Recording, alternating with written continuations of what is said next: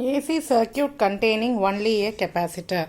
So let us consider a circuit which contains a capacitor C, which is connected across an EMF source, whose instantaneous EMF is given by V is equal to Vm sin omega t.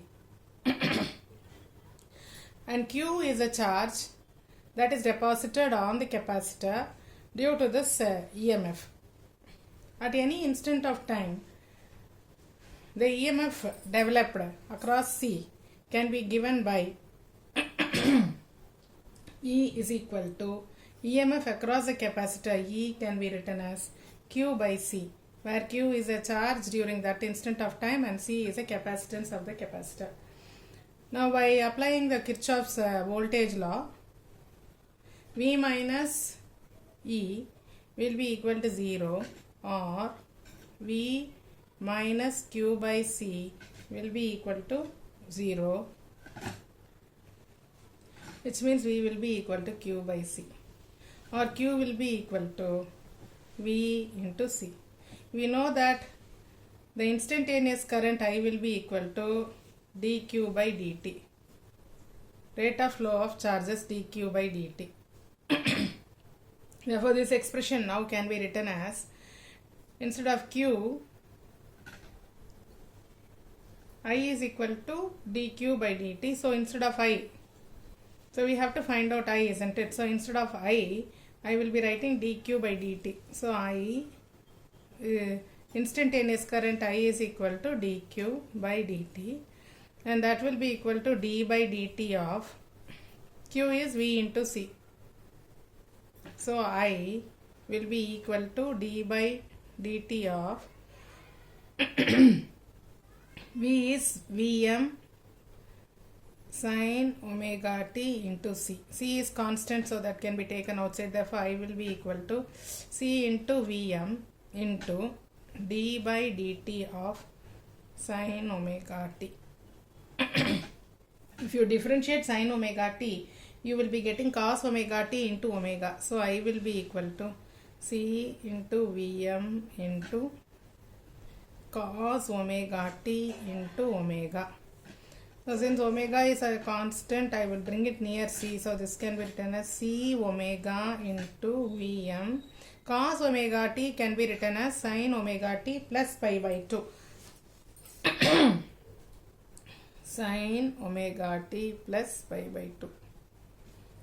This cos omega t I am writing like this. Now I will be transforming this equation in this manner. Vm divided by 1 by C omega. So if it goes to the numerator, it will be the same as this equation into sin omega t plus pi by 2. We are bringing the C omega down so that it will be of the form Vm by R, so that when we are comparing, it will be easy for us to identify the capacitive reactance. So now this is our expression for the alternating current when it passes through the capacitor. Now we will do our comparative work. So we know that across a resistor, the instantaneous value of the alternating current was Vm by R into sin omega t.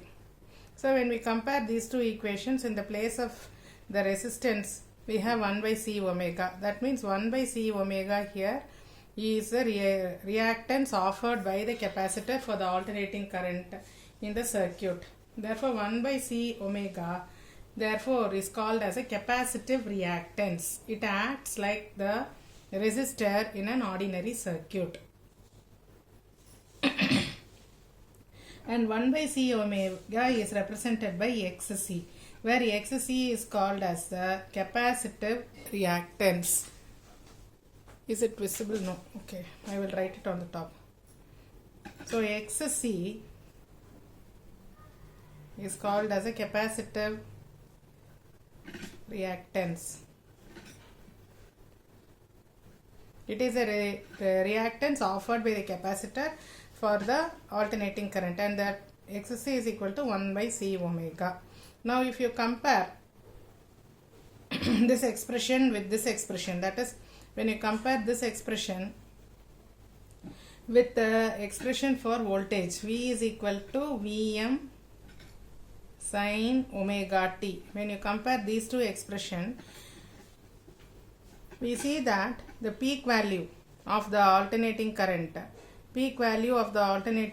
will be lesser than the peak value of the applied EMF.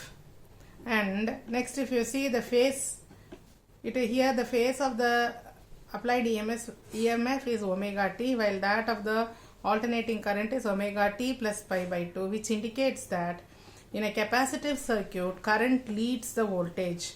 Plus pi by 2 indicates that the phase of the current is moving earlier or it moves in front of the current. So, in a capacitive circuit, current leads the voltage. That is what we infer from this comparison. And this has been diagrammatically also proved here. The red colored curve is a voltage curve. Green colored curve is a alternating current curve. So you see, OA represents a phasor of the voltage, OB represents a phasor of the current, and current here is leading the voltage by a phase angle of pi by 2.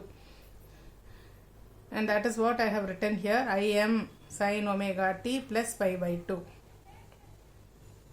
And as you see, the peak value of the voltage is greater than the peak value of the current. So thus, the phasor diagram actually helps us to understand the phase and other relationship of the current with that of the voltage. Just a diagram is sufficient enough for us to tell all the details that we derived using these mathematical expressions. So that is the significance of the phasor diagram.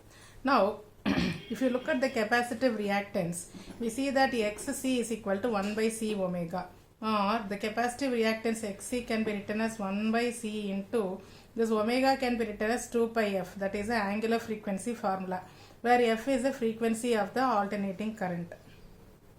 So from this expression, C is constant, 2 is constant, pi is a constant.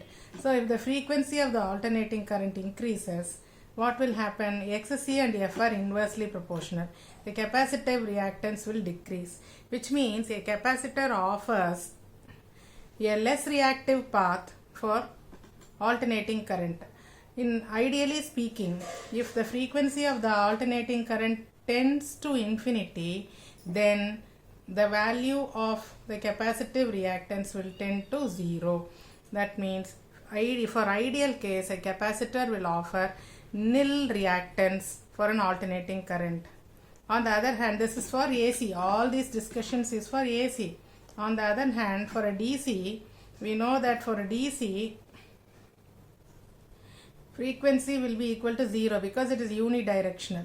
So XC will be equal to 1 by C into 2 pi into 0. So 1 by 0 will tend to infinity. Therefore, XC also will tend to infinity, which means a capacitor offers infinite resistance for direct current, while it offers nil resistance for alternating current.